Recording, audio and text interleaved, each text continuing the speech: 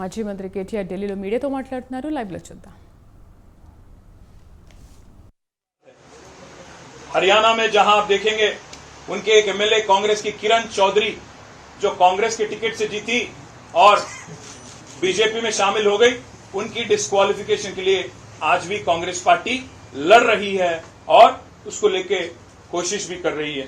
और सबसे अहम बात मैं आपसे कहना चाहता हूं, आज कांग्रेस पार्टी स्वयं मणिपुर में जब उनके एमएलए मणिपुर में डिफेक्ट कर गए, एक आदमी थे एमएलए श्याम कुमार जिन्होंने जीते तो वो कांग्रेस में थे, बदल गए बीजेपी में और उसको लेके कांग्रेस ने काफी लड़ाई की और अल्टीमेटली स्पीकर ने यह तय किया कि जो भी अगर डिफेक्शन होता है, ये बहुत इंपॉर्टेंट लैंडमार्क जजमेंट है.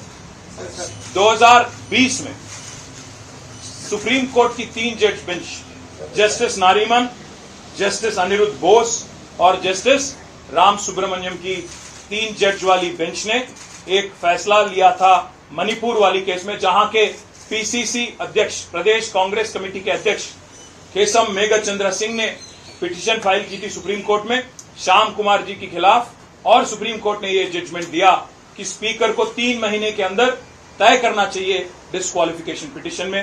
ये जजमेंट आया 2020 में. उसको लेके जजमेंट की कॉपी भी मैं आपको दे सकता हूं. उसको लेके आज श्याम कुमार जी को डिस्क्वालीफाई किया गया और उनको पद से हटाया गया.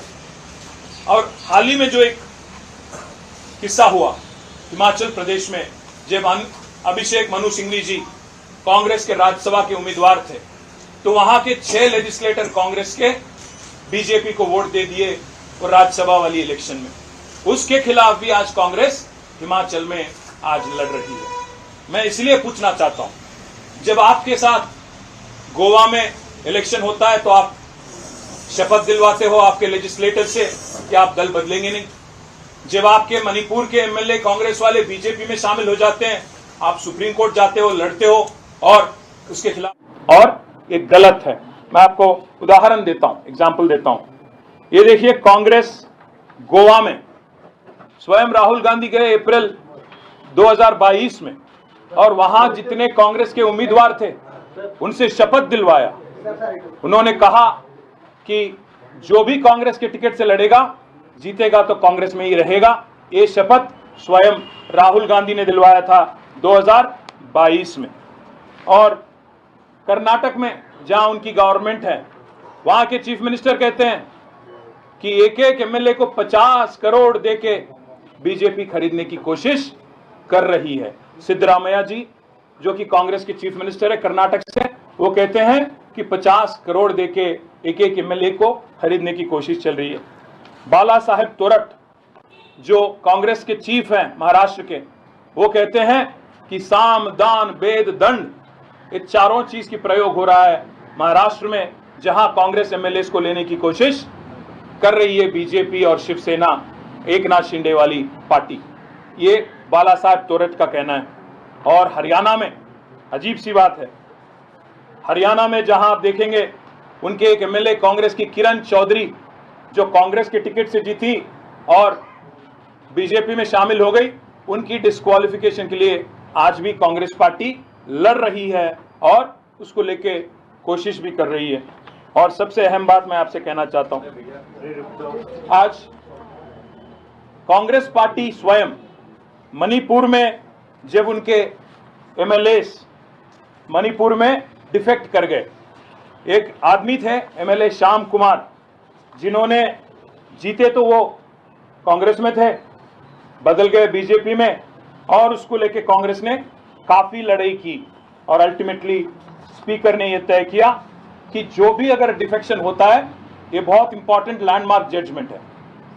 2020 में सुप्रीम कोर्ट की 3 जज bench, justice Nariman, justice Aniruddha Bose और जस्टिस राम सुब्रमण्यम की 3 जज वाली बेंच ने एक फैसला लिया था मणिपुर वाली केस में, जहां के पीसीसी अध्यक्ष, प्रदेश कांग्रेस कमेटी के अध्यक्ष केसम मेघचंद्र सिंह ने पिटीशन फाइल की थी सुप्रीम कोर्ट में श्याम कुमार जी के खिलाफ, और सुप्रीम कोर्ट ने यह जजमेंट दिया कि स्पीकर को 3 महीने के अंदर तय करना चाहिए डिस्क्वालिफिकेशन पिटिशन में। ये जजमेंट आया 2020 में, उसको लेके जजमेंट की कॉपी भी मैं आपको दे सकता हूं। उसको लेके आज श्याम कुमार जी को डिस्क्वालीफाई किया गया और उनको पद से हटाया गया।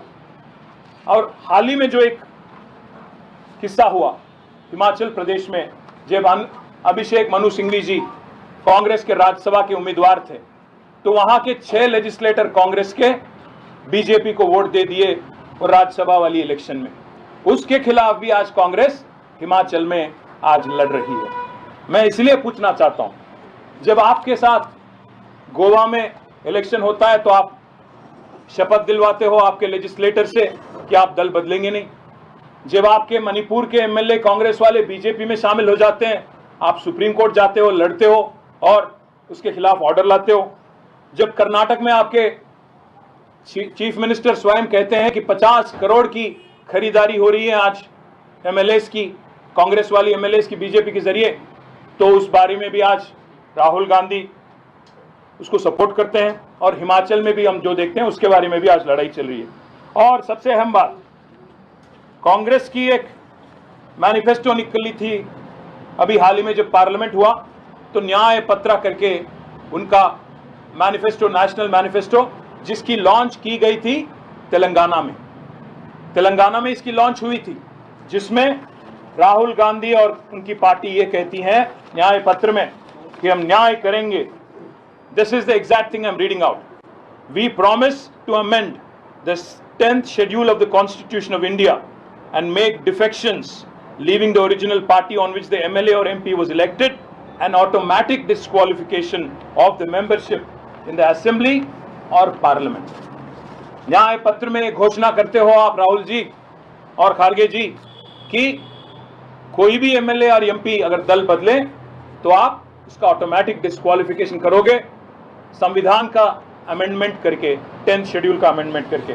मैं आज इसीलिए पूछना चाहता हूं, आज कांग्रेस के जो चीफ मिनिस्टर हैं तेलंगाना के रेवंत रेड्डी और यहाँ के जो लीडर ऑफ ऑपोजिशन है राहुल गांधी जी, हम देखते हैं टीवी में और पेपरों में कि बार बार राहुल जी संविधान को फ्लॉन्ट करते हैं, संविधान को दिखाते हैं, ऐसे एक्टिंग करते हैं जैसे कि वो संविधान के रक्षक है, संविधान के प्रतीक है।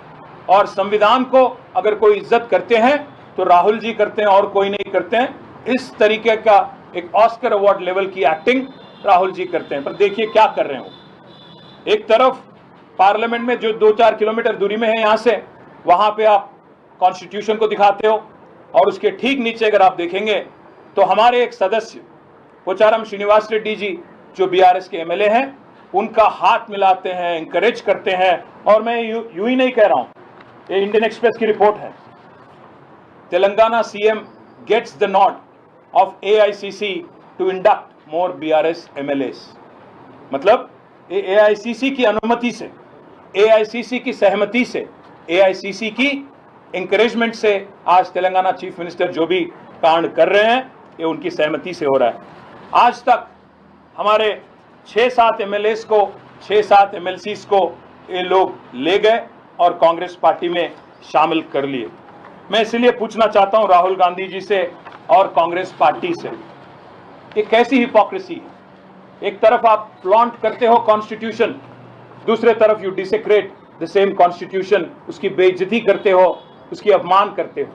एक और चीज भी मैं पूछना चाहता हूं, तेलंगाना के जो चीफ मिनिस्टर है आज के रेवंत रेड्डी, उन्होंने